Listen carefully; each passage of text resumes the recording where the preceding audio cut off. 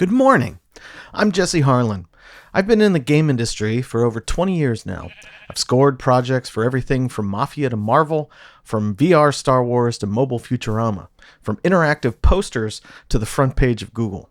And every time I try to bring on an assistant, I find they have the same deficiencies, the same blind spots that music school didn't prepare them for correctly.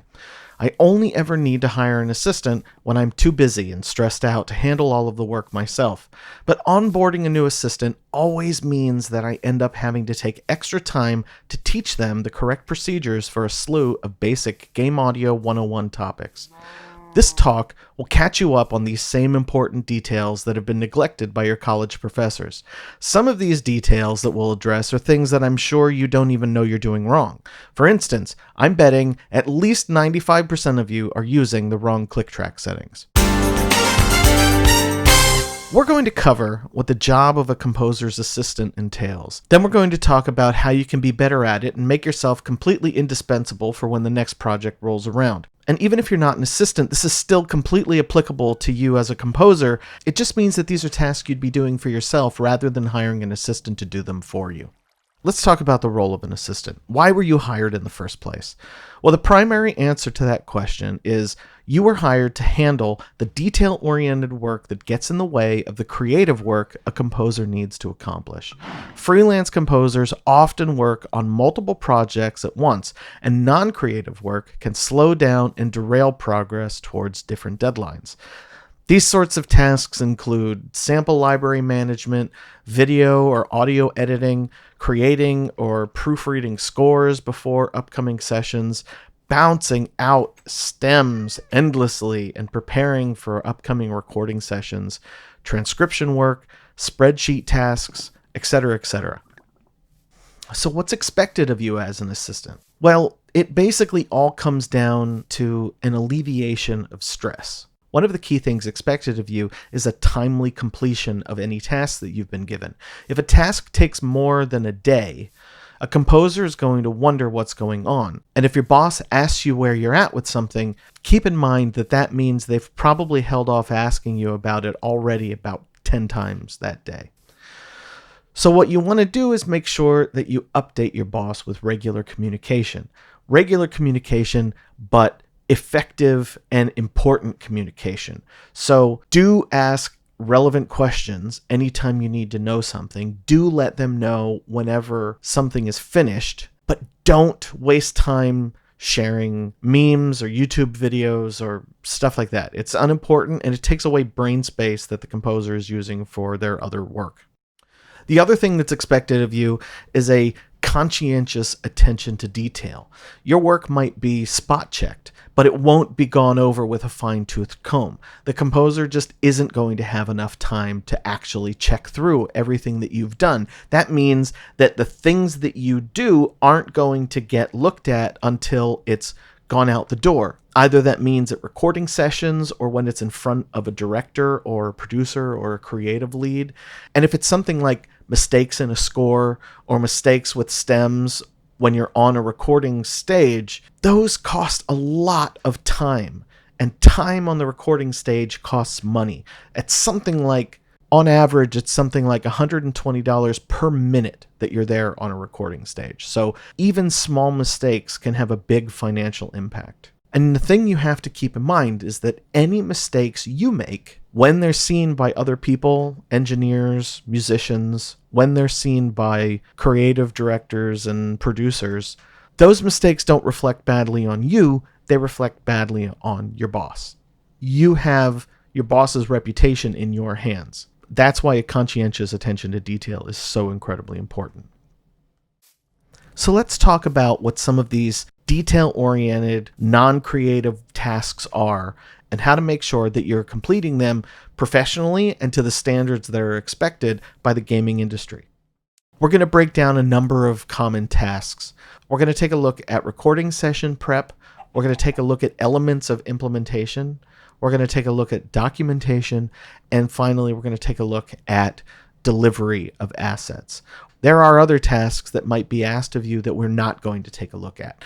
If you're in the same geographic location as your boss, you might be expected to do things like tech support for them, or sample library management, random BS like picking up laundry, getting coffee, or dog walking. Those are things that you're just gonna do, and it's just gonna be what it is. I can't help you with a talk be any better at any of that stuff. In the past, I even hired an assistant to go ahead and make a PowerPoint deck for me and a video demo for a middle school career day talk that was coming up that I didn't have time to actually make. These are the kinds of things that composers have to do but don't have the time to do. And that's why they've brought you onto a project. So let's take a look at the first one. Let's start with recording session prep. Like I said, it costs a lot of money each minute that you're on a recording stage, and so therefore, composers need to have a flawless plan of attack for how they're going to record everything they need within the time this session allows. Because once you go a minute over, you start running the risk of having to pay your musicians overtime. And with an orchestra sitting on the stage, that's a lot of overtime. So recording session prep, what exactly does that entail? It includes tasks like printing click tracks, bouncing out stems, generating MIDI files to be used as tempo maps within Pro Tools, and it can potentially include generating scores for musicians or proofreading scores for musicians. And with each of these tasks, there's a professionally accepted right way to do things and many, many wrong ways to do things. I've teased this in the write-up for the talk and a little bit at the very beginning of the talk, but let's actually take a look at it now. There's a 95% chance you are using the wrong settings for your click track. Not only are they wrong, but you've subsequently gotten used to the wrong thing. So here's the deal. For 40 years, the sound of a click track on professional recording stages across the world has been the URI 964 digital metronome, a big, chunky hardware metronome made by Universal Audio at the end of the 1970s. It sounds like this.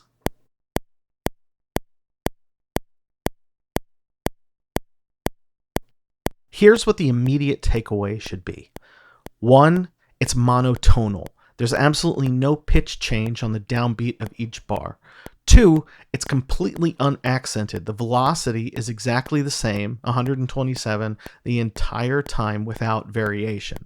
And 3, it's completely dry. No verb, no delay, etc. This is what professional scoring click tracks sound like. It's what your boss expects, it's what engineers expect, and most importantly, it's what the musicians on a recording session date expect. If you're asked to print a click track for sessions, this is what it needs to sound like. Chances are that your DAW's default click settings aren't doing this. Logic, Cubase, Reaper, Digital Performer, FL Studio, none of them are set up correctly by default. Almost all of them are either accented or have 2 different pitches, depending on whether you're on the downbeat or the subsequent beats in a bar. If you've never changed your default click settings, then your click track is wrong. So, since we're doing this via Zoom, if you take a look in the chat, I've just shared a Dropbox link to a sample of the URI 964 that you can go ahead and build a software instrument out of and just use as your metronome. Let's talk about bouncing stems. For those who might not know, in game audio, an individual layer of audio is called a stem. You can define it however you want.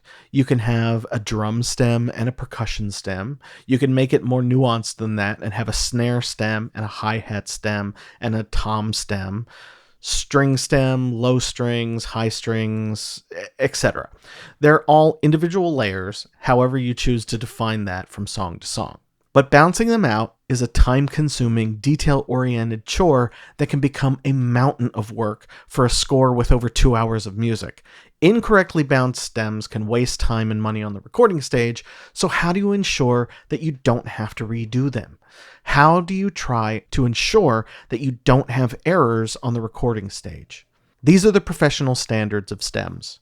Number 1, always bounce every stem from bar 1.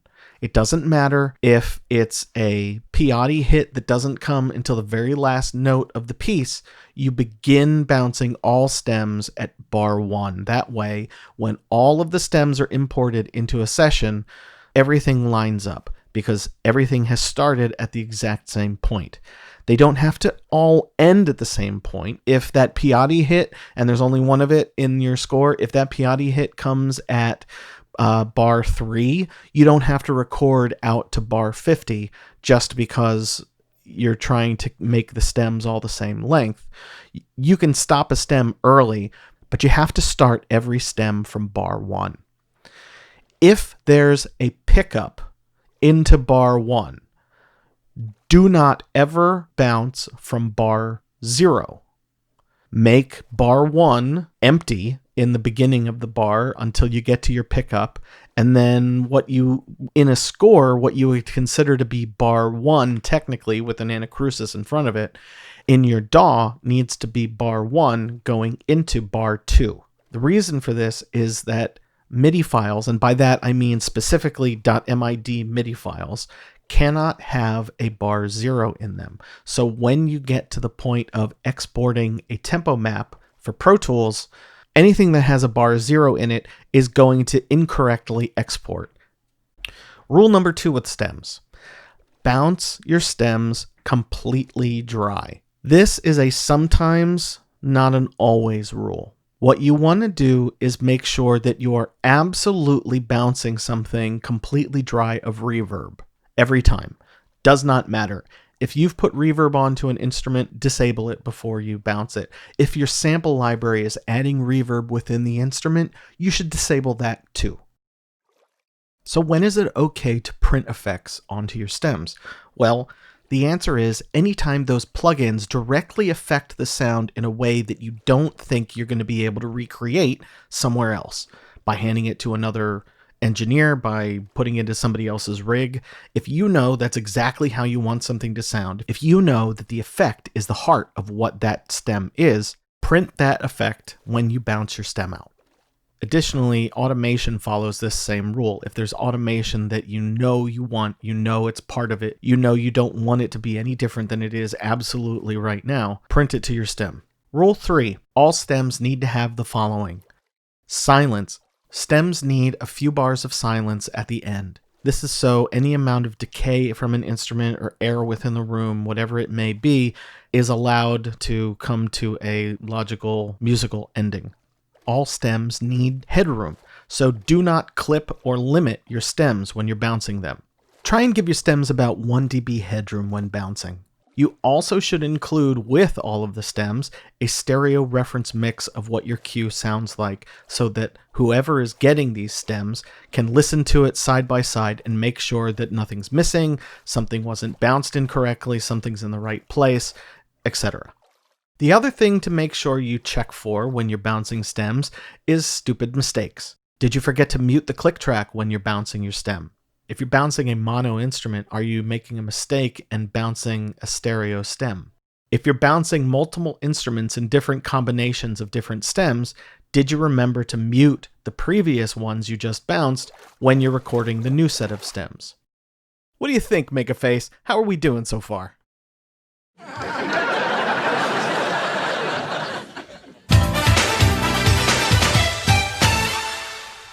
We've already talked about how you should never use bar 0 in your sessions because of how it can affect exporting MIDI files.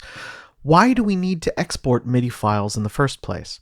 Well, professional recording studios use Pro Tools and only Pro Tools. You can't show up to the stage with a Reaper session and expect them to be able to do anything with it. So you need to record in Pro Tools, and you need to set up your sessions before you're on the stage because stage time is development money. Your DAW's MIDI file exports provide a bar-by-bar tempo map for each cue. And while we say tempo map, it's also importantly a time signature map. If you're working with professional orchestrators and part preparation services, you'll need to give them a DAW-agnostic MIDI file from which they can create your printed scores in a program like Finale, Sibelius, or Dorico. The problem you'll run into, however, when generating MIDI file exports is that different DAWs export MIDI files in different ways. FL Studio seems to do it on a track-by-track basis instead of entire projects. Reaper and Cubase each do a very nice job. But Logic is an insane mess and requires a lot of prep work beforehand in order to get a usable MIDI file out of it in the end. Regardless of the DAW you use, it's not enough to just select export from a menu and then deliver the output file. You have to open that file up and make sure that what was generated is going to be usable. There's also some cleanup work that should be done before you export the MIDI file. I like to save a copy of my session, append _for MIDI onto the end of the file name, and then start making changes that help orchestrators and engravers, but don't help me as a composer. For instance, I, or my assistant, will delete any instruments that aren't being used. I delete any regions that might be muted, or any notes within regions that might be muted. I go through and delete any MIDI data that might be in a region due to key switch data. After all, a flute part that suddenly has the appearance of a C#0 note is going to be a ridiculous waste of ink. The last thing I do is make sure that every single region is named correctly for the instrument that it's supposed to represent. As I'm working on a session, sometimes I'll copy a region from one instrument to another. As such, I can end up with things like cello regions sitting in a bassoon instrument track. In order to make sure that the engravers know that yes, that is actually supposed to be a bassoon double, I rename the region in the MIDI file so that it doesn't still say cello. Speaking of ink, when it comes to scores and parts, there are a number of quirks unique to the film and television world that the game scoring world has inherited. If asked to create scores for a session, these quirks need to be adhered to, or you'll find yourself quickly having to redo your work. Perhaps the biggest difference between the recording stage and the concert stage is that film, TV, and game scores do not use key signatures. This means that every single time there's an accidental in a piece, it's notated on a bar-by-bar basis. The reasoning behind this is quite simple. Players are sight-reading the music in a recording environment. There's no room for rehearsals and dry runs, no room for confusion and debates. As a means of making it immediately clear to instrumentalists without them having to remember what key the piece is in, cues are all written as if they're in the key of C, and then each accidental is noted when needed. This has the added benefit of eliminating most of the instances that would require rare marks like double sharps and double flats. Another quirk of music for media scores is how time signatures are written. Time signatures are not written in dainty little numbers that sit politely at the beginning of each staff. Instead, time signatures for game scores are written in a giant font that stretches across entire systems. Again, the reason is ease of readability. This time it's geared towards the conductor and/or composer in the booth. With giant fonts, the conductor can easily see what meter changes are quickly approaching and mentally prepare for them. This isn't a big deal on slower pieces, but action cues with 160 BPM tempos can fly by with constantly shifting meter changes. Making the font impossible to ignore minimizes the chances of mistakes. The last key ingredient is to make sure that musical ideas and phrases are grouped into systems of only about 4 or 5 bars on average. This is because it's easier to read groups of bars arranged in single musical phrases than it is to have melodies and musical thoughts broken up across systems. This is particularly true when creating parts for players.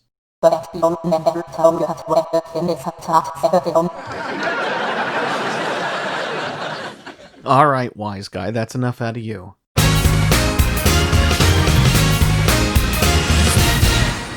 The next area we're going to take a look at is implementation. Between middleware options, proprietary game engines, technical sound designer gigs, and interactive music system design, this is a topic that is so stupidly gigantic that I can't possibly talk about it all within a single video. What we are going to focus on, however, are some standardized concepts that you'll find across the industry that you need to learn sooner or later that help with implementation. A lot of this actually comes down to learning about proper file naming conventions.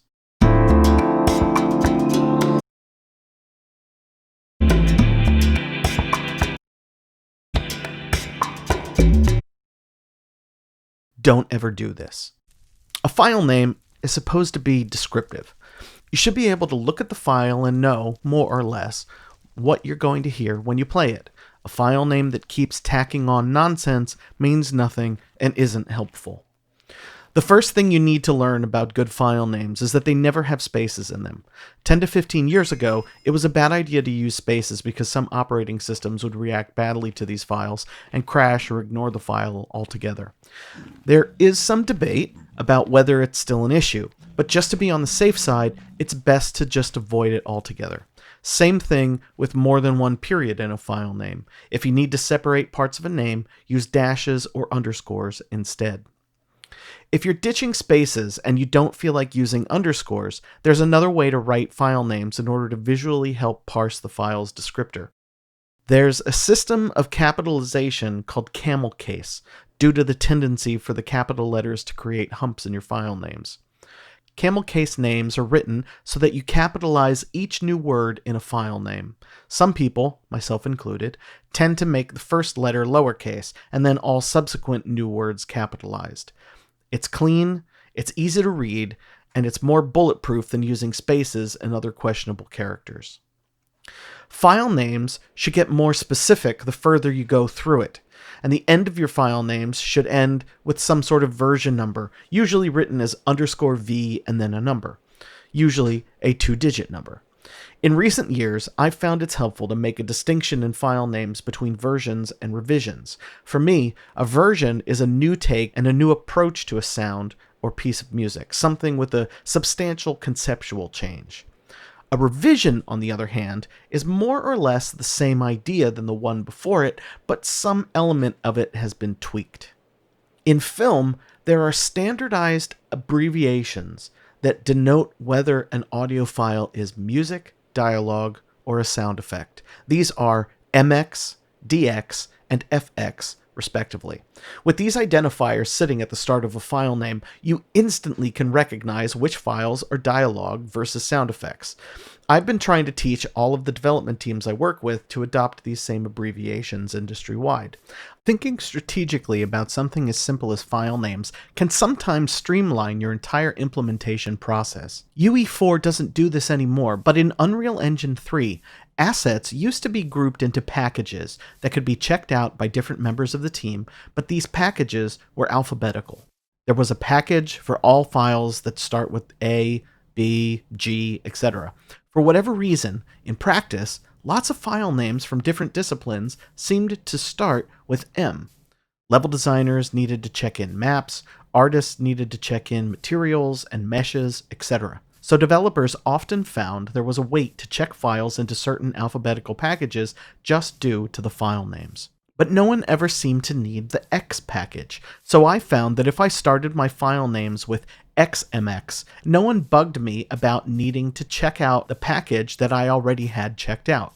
It's such a small thing, but it can massively improve your productivity to never have to wait around on other people when you need to tackle implementation, and it's a solution entirely driven by smart thinking about file names. A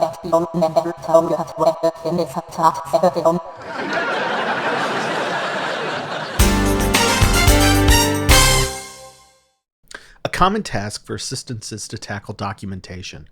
Assets need to be tracked. Progress needs to be tracked.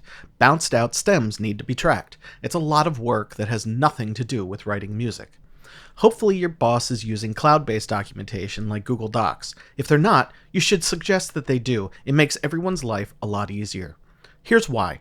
On Mafia Definitive Edition, we had a lot of different documents. Proposed budgets, which cues were written or not, revision notes, which cues used which instruments, which cues were used in which missions, which soundtrack cues were approved, etc.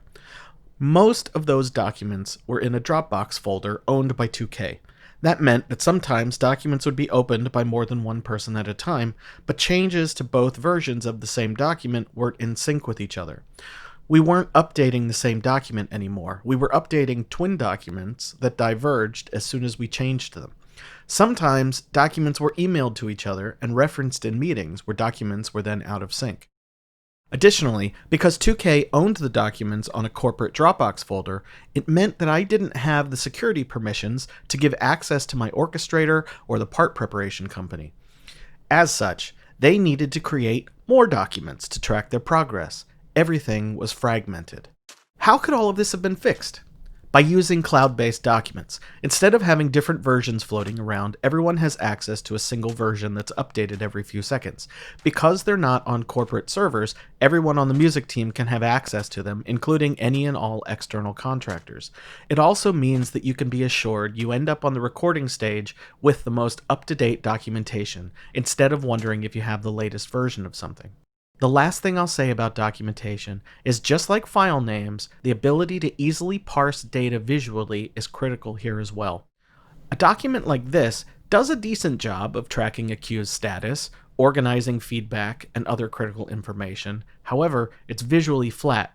Simply by color coding one column, we're instantly able to see which queues haven't been started, which are approved, or which need revisions. When you set up your documents, you can create rules for automatically formatting cells, including automatically color coding data based on what words or numbers are found within them. This feature is called conditional formatting, and if you're unfamiliar with it, learn about it. And if you are familiar with it, use it all the time on everything. Thankfully, we live in a digital age where no one needs to physically deliver CDRs or hard drives with music on them anymore. If you've never heard of the company iOmega, consider yourself lucky. Also gone are the days where you need to check in additional suitcases full of parts and scores for the flight to your London sessions. This means, however, that everything is now delivered digitally. There are a lot of different ways to do digital delivery, and a surprising number of professional habits you should get used to in order to save you and your boss a lot of headaches. But more than anything else, there's one key important rule I want to drive home to you. Do you know what that is, Megaface?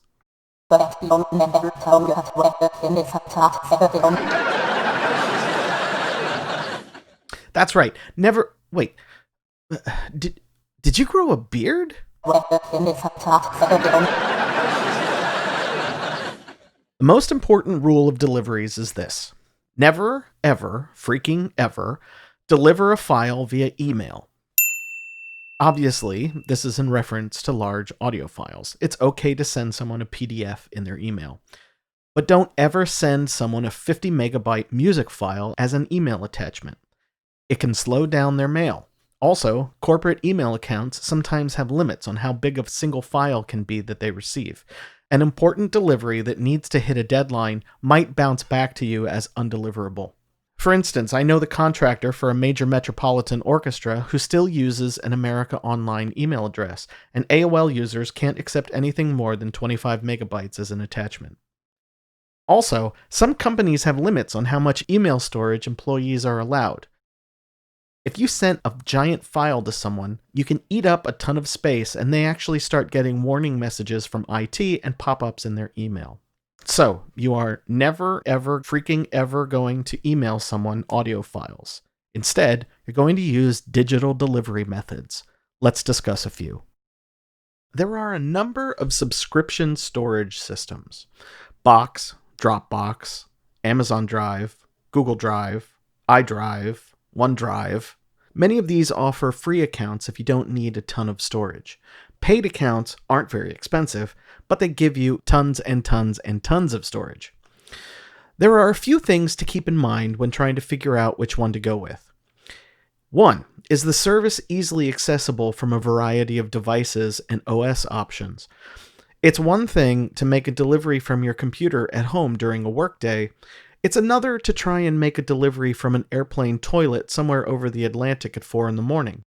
Number 2, some people might look at services like Amazon Drive or Google Drive and like that they probably already have an account that they can access it with.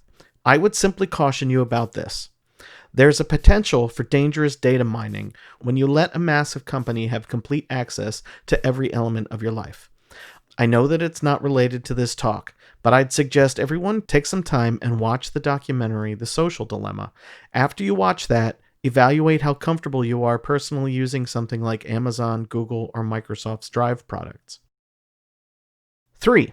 Some companies have rigid concerns over security and, as a result, refuse to let their employees use virtual platforms that other companies allow. Google employees, for instance, aren't allowed to use Zoom. Me, personally, I use Dropbox, but once or twice in the last 5 years, I've run across companies that can't access Dropbox links. What do you do if you can't use a platform like Dropbox or Box or Drive or OneDrive? There are a number of large file email delivery services that you can use. The one that I use all the time is called WeTransfer.com, but there are others out there. With WeTransfer, you can send up to 2 gigabytes of data to someone. You upload the file to WeTransfer's servers, and it sends an email to your recipient. They then have a few days to download it before the link expires. Sometimes you'll run into companies that take security and transfer of assets extremely seriously, so much so that they don't allow external contractors to use their own delivery services. These developers will have enterprise accounts with companies like Dropbox or Box, and you'll end up having to log into specific spaces set up by the dev team to deliver assets. There's also companies that use IBM's Aspera Fastpaks. Aspera Fastpaks? It's a person-to-person delivery system, but requires the downloading and installation of specific software. It feels a lot more like using an old FTP program than something like WeTransfer, but it's something you might run into, so be aware of it. Now, there's actually a second hard and fast rule you need to commit to memory. Never, ever, freaking ever, deliver something to a developer unless your boss has signed off on it and given you the go-ahead. There are plenty of reasons why this is the case. Your boss might simply not be ready to deliver it. Maybe they're still making mix tweaks or addressing previous feedback. Maybe your boss doesn't want the company to know that you're working on the project. Some companies are so restrictive with the liability measures and contracts that composers aren't supposed to let anyone else come near a project. If suddenly the development team got a delivery of assets that are under a non-disclosure agreement from someone they've never heard of before, that can be very bad for your boss. So, always check to make sure that your boss is ready for you to deliver before you do.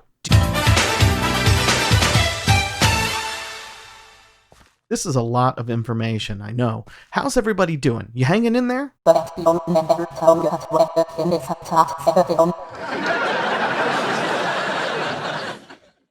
Let's talk some about what it means to be a professional assistant. How much do assistants make? The short answer is, it varies greatly. It will come down to a negotiation between you and your boss.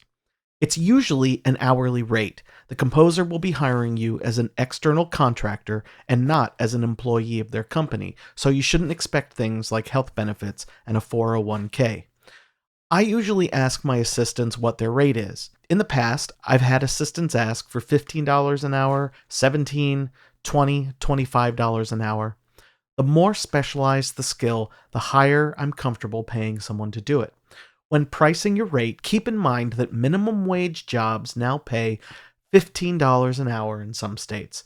Those are jobs that don't require special schooling or technical know-how, so I'd recommend making $15 an hour your absolute minimum. I'd also caution against working for free. Experience is great, but the rent needs to get paid. What you've learned and what you do has value. If you work for literally nothing, you're teaching your employer that what you do doesn't have value. This will impact future work you do with them and any future work they do with other young composers. So teach them instead that what you bring to the table has value to the both of you. Since it's an hourly rate, let's talk about what kinds of hours you might be keeping. Game development is a brutal industry. People are abused and burnt out on a regular basis by large corporations and by their own willingness to throw themselves 100% into their careers. Long hours might be unavoidable, but since most of the tasks you'll be asked to do are things quantifiable in hours, don't expect any one task to take more than a couple of days. Unless you're working for a top-tier composer who's constantly working, you can't expect your assistant job to be a full-time gig. You might find that you have tasks that you're asked to do throughout a week, 4 hours here, 10 hours here. Large AAA game development projects might end up with session prep tasks that take upwards of 80 plus hours, but that's still less than a single month's worth of steady work. So make sure you understand the nature of the gig when you're looking at it from a financial standpoint. Speaking of the nature of the gig, there are two main philosophical components to the nature of being an assistant, and they're somewhat at odds with each other. The first element of being an assistant is that you've entered into an agreement with another composer to try and do their work for them. This means that you're going to be expected to do your best every day and to try and work like they would work, if only they had the time to do these tasks. You'll be working on professional projects, sometimes with AAA game development studios, and sometimes with top talent in the industry.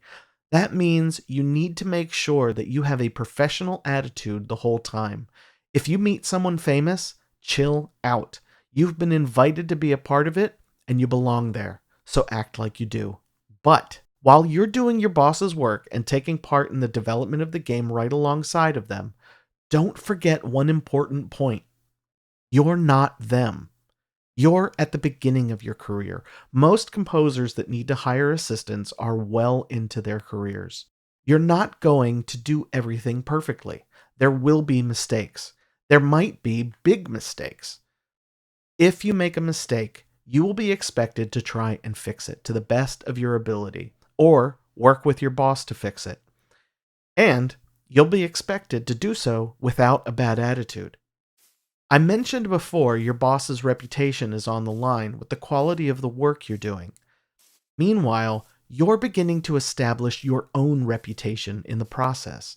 This is a very small industry. Composers talk to each other all the time and share recommendations on gear, recording venues, and personnel. I have a very simple professional motto that I do my best to live by. Don't be a jerk. Game development is a team-based activity. More important than being the most talented person is being someone people want to work with again. One of the biggest elements to being hired a second time is being a pleasure to work with the first time. There's one last thing I want to talk about, and it's a serious topic. Whenever you're working for someone else, you need to ask yourself, do I even want to be hired a second time? Assistant gigs can tantalizingly feel like they're one step away from success as a composer, and often starting out, many gigs can feel like you have to take them or you'll miss your shot at something larger. But just as you're expected to act professionally in your role, your boss has the same expectation to be professional in their role. There should never be any tolerance for inappropriate behavior, sexual harassment, gaslighting, or unwanted physical contact. There's no excuse for any of that in a professional situation. If something doesn't feel right, don't put up with it because you feel you have to. You don't. When I was a young composer starting out, I had a job in QA for a major publisher. My QA lead was inappropriate with me, and it made my work environment uncomfortable. What I went through was minor compared to what other people endure, but I understand what it feels like to feel trapped between an income and an inappropriate boss. You have a long career ahead of you. Make sure you take care of yourself. I know there's a lot of information in this talk, but don't worry. No one actually expects you to know these things. That's why I'm doing this talk. And most of these are things I've learned over 20 years of making my own mistakes time and time again. You're gonna be fine. Say goodbye, Megaface.